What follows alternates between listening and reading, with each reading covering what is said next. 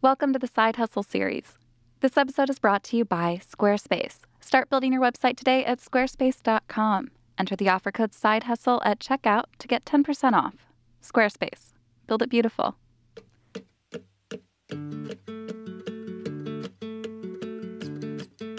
This is Once Out Loud by Laura and Greg. After meeting at a bar and joking about starting a band, this indie pop duo is gaining momentum. They just finished playing at the CMJ Music Festival and released their first album in May. Hang on, we're all at large.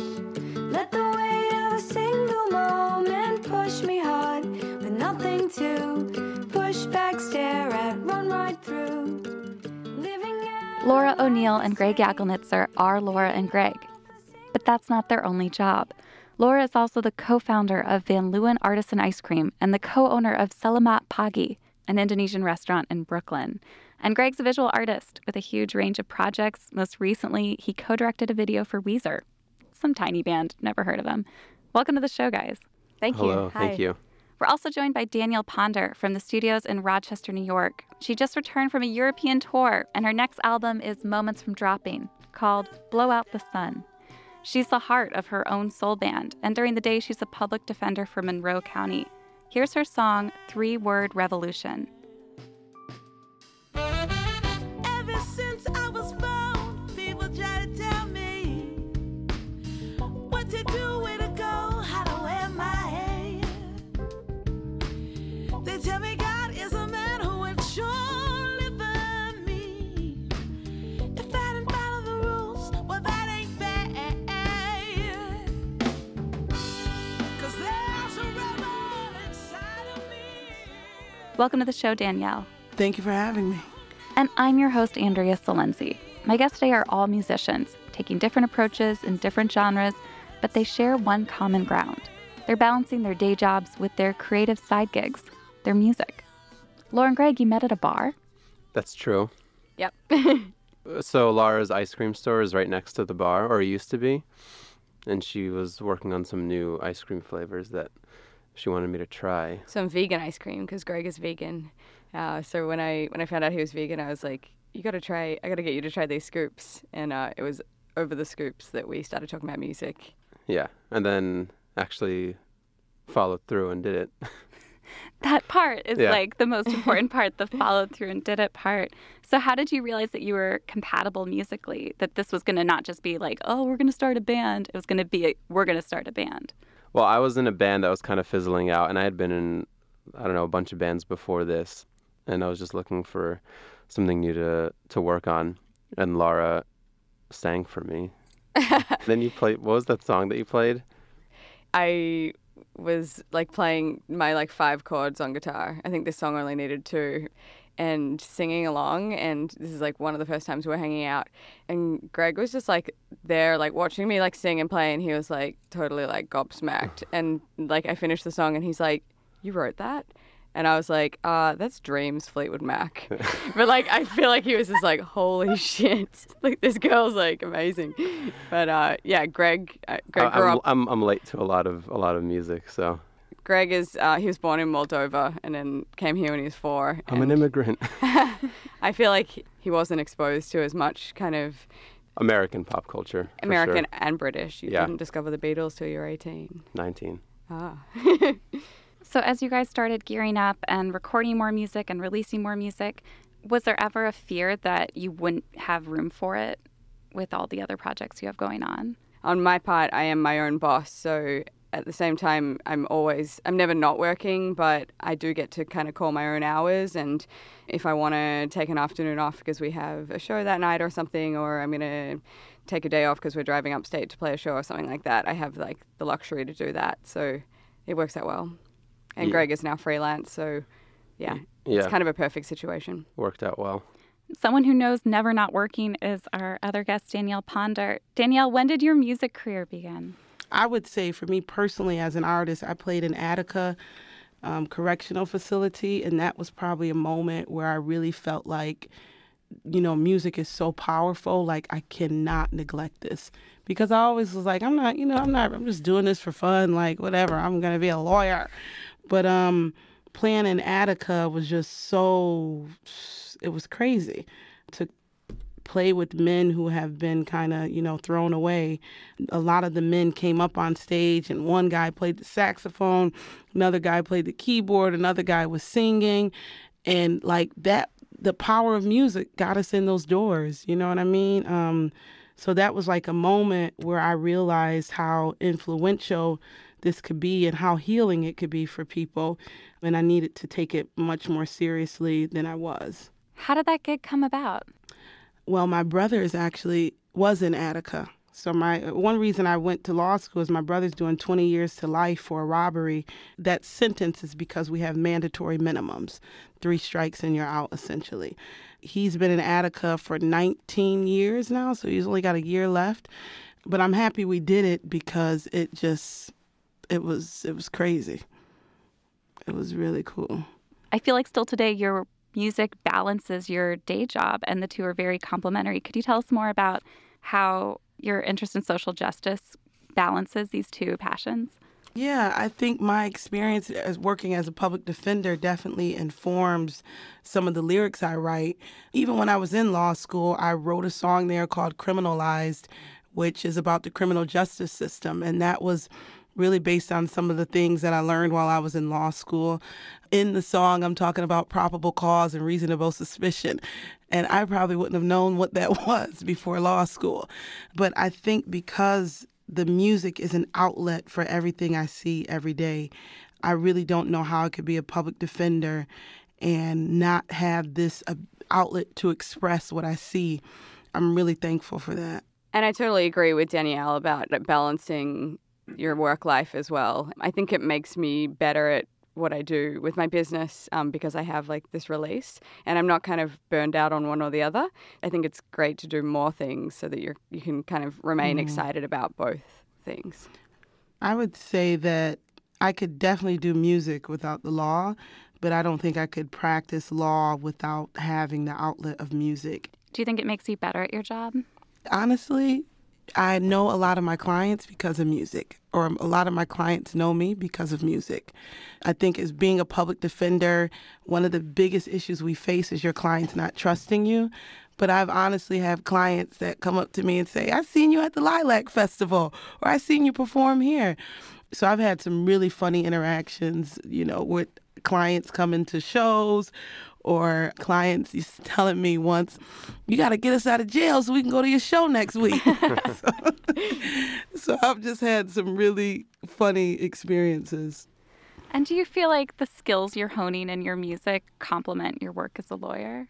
I always say that to be a public defender is really telling someone's story, and it's telling the story of someone that everyone in that room, from the judge to the DA, is looking at this person as the issue, the problem, the bad person. And as a public defender, you get to be the only one in that room to really highlight what is good about this person, or to really tell their story in a way that elicits empathy from the listener. And that's the same thing you do in music. It's really about getting people to feel what you're saying. And so I think that skill set of telling a story in a way that your listener feels it. People love songs because we've all been there. Everybody in the world has been there. They felt the breakup, or they felt the amazing feeling of being in love. And artists do a great job of telling that story. Definitely in both fields, it's the art of storytelling, which is the skill. And Greg, a lot of your work during the day involves people in the music industry, people in the TV business. Are you just constantly handing out album downloads to everyone left and right? No, I'm pretty timid about that kind of thing. Laura's really good at it. I don't do it that often. Would you ever use your skills as a visual artist to create media for the band? I do whenever we have a show, we always make like a poster or flyer for it. And I've done all of those, with the exception of a few where like whoever's putting on the show maybe made one, but I think ours is always better. And I directed and animated and rotoscoped, which is like kind of tracing over footage, our first music video for Muscle Memory, which ended up being a staff pick on Vimeo, which was super exciting. So when you're working on like an album cover or a music video or an animation for the Laura and Greg Band, Do you treat it differently than you would for any other client? Yeah, I think I put a lot more time and like care into it. Because when you do stuff for other people, even if you like try super hard to make it amazing, it really just depends on what they want. So even if it is like something really cool or something you're really proud of, it could just end up being something that they're not really looking for. And when I do stuff for other people, I just take like kind of small steps and make sure that I'm on the same page as them. Whereas when I do stuff for myself, I typically know exactly what direction I'm going into and can kind of just be a little bit more bold with the decisions and just kind of really go for it. My fear when I think about doing my own work in that way for myself is that I would have the time limit I would spend all of my time on it, and I wouldn't know how to set that kind of a limit for myself. The first video took like 3 months to make, and I was just kind of drawing and animating stuff. The second video, since we made it with our friend Brendan, having someone there is a deadline in itself. So Danielle, when you're balancing your music with your career, how much of your time working on the band actually focuses on the music? Like, what else is involved for you? So I probably do more than I should just because I'm kind of a control freak, doing the website, designing logos, working out the CD cover, designing buttons, things of that nature. Like, I will stay up to 4 o'clock in the morning if I have to, just to get those things done. And honestly, that's the one thing about when you're working on something you're passionate about, like sleep just seems not to be a factor. Like I can literally sit on GarageBand to 5 in the morning if I have like a song that I really like and that I really want to get finished. How do you structure your time between the two? Is it usually in the wee hours? As a public defender, your hours are ridiculous. So most of the time I'm working on music is late at night. Maybe like between, 8 o'clock and maybe 2 in the morning. But you just do whatever you have to do to get it done. And then there's times where I can't really work on music because I'm in what we call intake. So public defenders have heavy caseloads. So when we are taking in cases, you can have 300 cases. And I have to put music on hold just because, I have people's lives in my hand in that moment. I really can't have lots of shows or lots of rehearsal when I'm in intake. Laura, how do you structure your time? Is there a structure? Like, are there set rules that you have to keep your time balanced? There's not like very set rules, but I remember there was a certain point where Greg and I will normally probably rehearse in the evenings, like after work. But there was a period where I was like kind of like feeling a bit bummed out after work, and it wasn't like the best time creatively. And I think that was frustrating for Greg because we'd be trying to practice and then I'd just sort of not really be totally in it. So we started for a little while practicing like early in the morning, and which is great because we have a shared practice space which we only have access to on certain days. But going there at like 6 in the morning is not really like the classic time for like Brooklyn musicians to be like using the practice space. So we could kind of go in there like any morning, and that worked out really well. Yeah, it's important to dedicate like good time to like your side project, and not like it can't just be kind of like time where you're not totally in it. But also I've had to like start to make decisions with the music. Sometimes I just have to be like, that is probably not worth it. Like I'm going to like lose out something with Van Leeuwen to do this, and it might not be like that amazing for our band. So let's just wait for the next thing. I think that only happened once though, right? Yeah, I don't even remember an example of it. So this one time you've had to say no is Yeah, I think deeply haunting you. one time in 2 years was pretty good. Yeah, you try and do everything, but you can't. You have to balance a little. Yeah. Well, I want to take some time to just pull some lessons from you guys and also have you guys ask each other questions. But first, let's take a quick break. Can we hear a song from you, Danielle, demonstrating this connection between your work as a public defender and your music? Let's listen to We Live. Is there anything you want us to know about this song? This song is dedicated to Black people and their ability to survive in America, and that's something I see every day in my job, so it influenced me writing this song.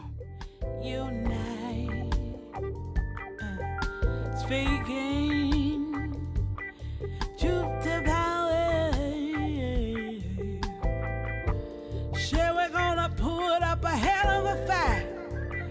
See, I ain't trying to scare you, 'cause fear ain't the way to live. It ain't the way to live. It ain't the way to live. I'm trying to warn you that something's got to give. Something's got to give. Something's got to give. We live hand in mouth. We live fighting growing. This episode is brought to you by Squarespace. Whenever I start something new, it always starts with thinking about the website. Can I get that URL? What photo belongs on the landing page? It's one of my first steps towards imagining what this new project will look and feel like when I actually do it. Yeah, we sort of used to have like all these different links that we would be sending to people, and it just felt kind of chaotic and annoying. And so it was really nice to kind of put everything together in a nice, neat, simple website. And it was so easy, right? It was so easy, yeah. It was almost too easy. Yeah, I use Squarespace for Van Leeuwen as well, so I feel like I'm a bit of a Squarespace buff at this point. How'd you guys pick your URL? LauraandGregMusic.com. That's a great question. Well, I think there's probably like some couple that got married and had their wedding site as lauraandgreg.com. Oh, yeah. I think feel we're like- more Googleable as a married couple than as a band at this point. On Squarespace, sites look professionally designed, regardless of skill level, no coding required. They have intuitive and easy-to-use tools so you can make it look like how you want it to look like. And you can get a free domain name if you sign up for a year. So start your free trial site today at squarespace.com. And when you decide to sign up for Squarespace, make sure to use the offer code SIDEHUSTLE and get 10% off your first purchase. Squarespace. You guys know this line. Do you want to say it? Squarespace. Build it beautiful. Welcome back to the show. Do you have a question about helping your side hustle gain momentum? Follow the side hustle conversation at #MySideHustle. So I want to ask some frank questions about money now. Are your bands supplementing your income or draining from it? Where are you guys at with this?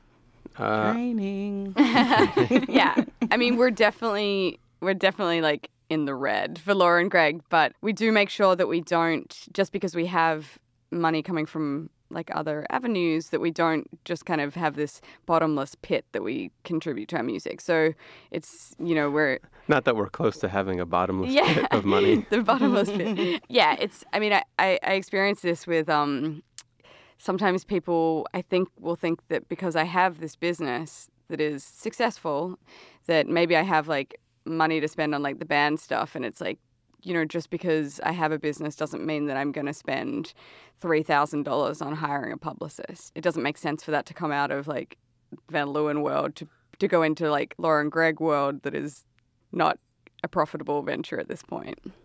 Yeah. I don't know. Yeah, we are savvy. I think we're savvy with our band stuff, but we paid for our own pressing and, we self-released this first record. So we're happy to put some money towards what's important, but it's not a bottomless pit. No. Did you create a bank account for it? No, we have a little purse. Yeah. We do have a purse. Yeah, no, we don't have a bank account yet. We're not like... It's a cash business at this point. Yeah, we're not incorporated just yet. Yeah. What about you, Danielle? Is there a bank account for your band? No, I actually was just talking with someone about starting that because I've done a terrible job of keeping my personal money separate from the band money. I really want to do better at that. I'm used to just pulling from my money to get things done. And just like Laura was saying, I feel I get like the worst deals from people like, oh, you need a website built, $20,000. And I think it's because they see me as a lawyer first, and so they think I have lawyer money and they charge me private lawyer prices, where a lot of my friends who are artists, they get all this stuff done for free. And then I also have income from my job that I'm just constantly giving to the band, and I really have to figure out what is the band actually making and what does the band have? Because it is a small business, the band, and you can't really tell if you're doing well if you have this other source of income that you're using to pay for things. So I want to really get better at separating the two. So goals for next year. Lauren, Greg, how about you? We really love playing live, so I think touring as much as possible for sure. Mm-hmm. And our sound has kind of changed a little bit over the last few months. So we're pretty eager to get some new music out. Yeah, we just got done with like a round of new demos that we're shopping around to the contacts that we have, trying to figure out who we can work with on the next release. So there will be either an EP or an LP early next year. And Danielle Ponder, what's your next step? Our next step is to release Blow Out the Sun, to try to get distribution of that EP, continue to tour in Europe. I think we're going to go back to Europe in April. What made you decide to go to Europe as opposed to touring around the United States? One of my friends tours Europe every year, and I just felt like they would really appreciate soul music. It just was a thought that popped in my head, and I'm like, we should go to Europe. Like, they will eat this up in Europe. And it really, that's what the experience was. Our music has like a little bit of gospel influences in it as well. And that's such a novelty over there.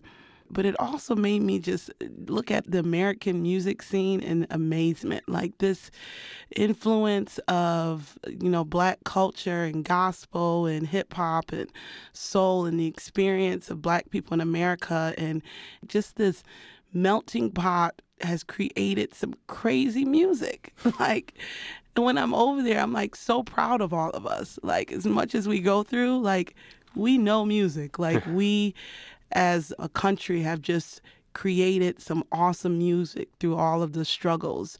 It affirmed in me that that's, my purpose is to really tell the stories of the underdogs, whether it's in the courtroom or whether it's in Europe. So it made me ready to do this.